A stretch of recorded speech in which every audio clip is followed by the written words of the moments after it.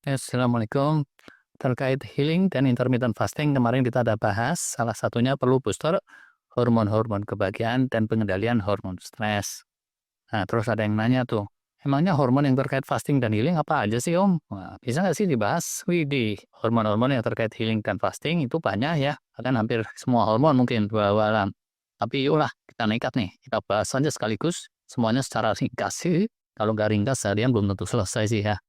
Cuma semua hormon itu 50-an lebih ya, itu yang udah ketemu, bagian dari subsistem endokrin gitu ya.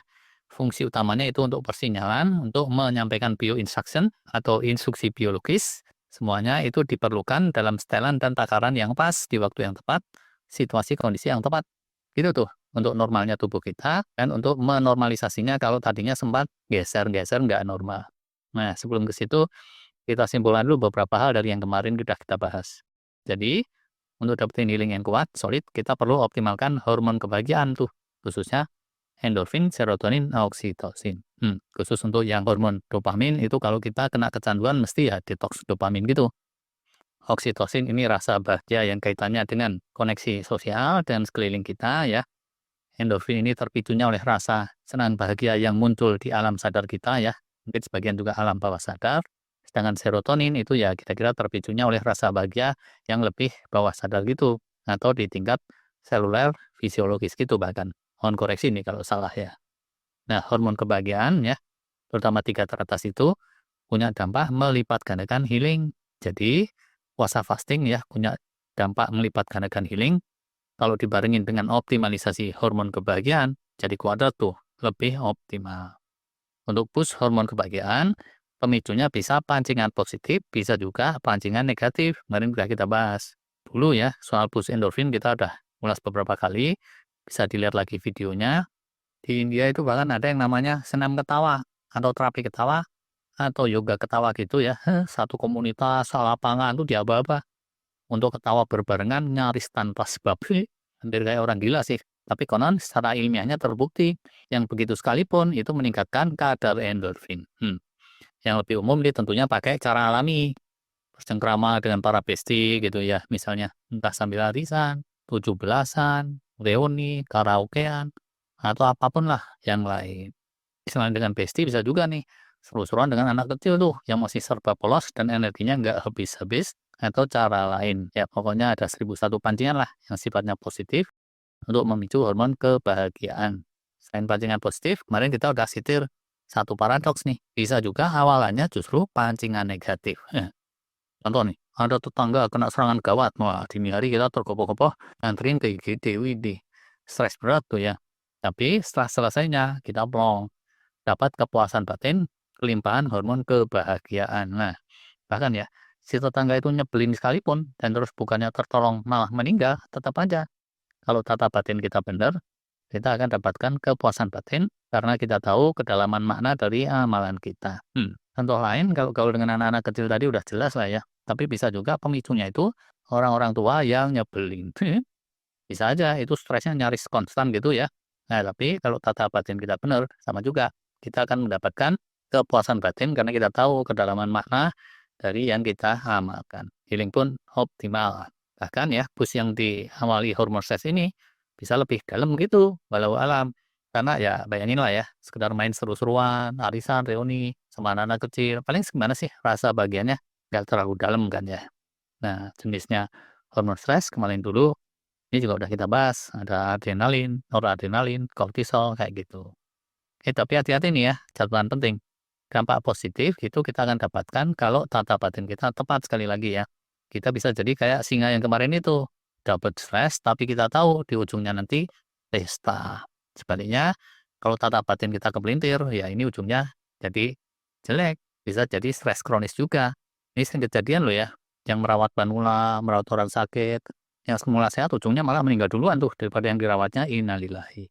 Nah, melengkapi bahasan itu terkait hormonal, yuk sekarang kita bahas hormon-hormon yang lain. Proses-proses yang disetir dan dipengaruhi oleh hormon-hormon itu banyak banget ya.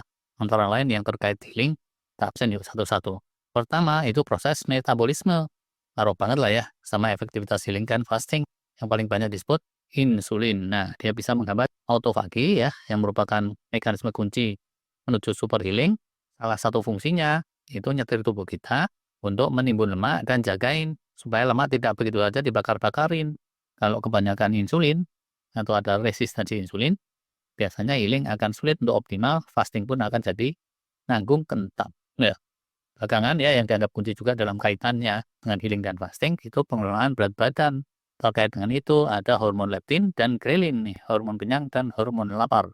Selain penanda lapar, hormon ghrelin juga memberikan sinyal survival gitu, menyerukan segenap sel untuk memperkuat dirinya, dan ini penting banget buat ngegas healing di tubuh kita.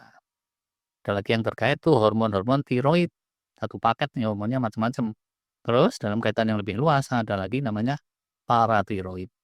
Kelompok berikutnya, hormon terkait homeostasis, ini untuk menjaga agar internal tubuh kita itu seimbang, balance ya. Gas remnya mesti sesuai keperluan ya, entah itu balance dalam kaitannya dengan tensi darah, suhu tubuh, denyut jantung, kadar gula, kadar air, cairan, elektrolit, kadar lemak, dan seterusnya. Nah, di sini hormon insulin termasuk ya dalam kaitannya dengan pengelolaan gula darah, pengimbangnya glukagon yang muncul saat glukosa terlalu rendah. Itu untuk kendali gula darah ya, dan tentunya amat terkait healing dan fasting. Berikutnya, yang berperan dalam pengendalian cairan dan elektrolit ini juga terkait dengan fasting dan healing. Ada yang namanya vasopressin atau ADH gitu ya, antidiuretik hormon. Ada lagi aldosteron, ngatur kesetimbangan air dan garam-garaman, sodium, potasium kayak gitu ya. Dan terkait juga dengan pengendalian tensi darah. Sepaket dengan itu, mengendali tensi ada lagi renin dan angiotensin. Nah, untuk pengendalian mineral kalsium, ini ada lagi kalsitonin untuk penurunannya dan lawannya untuk peningkatannya, hormon paratiroid yang tadi udah kita sebut. Kelompok ketiga terkait dengan growth dan development untuk penumbuhan, pengembangan, reparasi dan seterusnya kayak gitu, ngaruh sekalian kepada healing. Yang utama hormon pertumbuhan nih, yang utama HGH ya, human growth hormone. Terus ada lagi hormon melatonin, paling sering disebut nih. Ada juga yang dibilang IGF gitu ya, atau insulin like growth factor. Hormon-hormon tiroid tadi juga termasuk kelompok sini sebenarnya. Dan hormon lelaki perempuan nih, seperti estrogen, testosteron, progesteron, kayak gitu. Nah, yang ini kelompok 4 nih sebenarnya ya, yaitu hormon-hormon terkait fungsi seksual dan reproduksi. Selain kelompok hormon pertumbuhan tadi, ada lagi yang didaftar ini nih. Silakan dibaca aja sendiri ya, ini sebenarnya satu rangkaian. Kayaknya nggak terkait fasting dan healing, tapi sebenarnya ini kunci loh. Jadi ya, keberadaan hormon ini mengindikasikan seseorang masih bisa menjalankan kodratnya untuk pelanjut keturunan. Demi menyokong hal tersebut, segenap sel akan lebih semangat untuk healing memperkuat dirinya. Demikian sebaliknya, jika hormon-hormon reproduksi menipis, ya udah, segenap sel pun akan menjadi lebih slow alaminya seperti itu. Berikutnya lagi ada hormon yang terkait ritme keseharian kita atau ritme sirkadian, ritme tidur bangun, dan seterusnya. Tadi udah kita sebut tuh, ada melatonin di situ, ada hormon stres noradrenalin, ada lagi adenosin yang kemarin itu. Adenosin ini bukan hormon deh ya, dulu udah kita bahas. Gitu deh kira-kiranya. Terima kasih.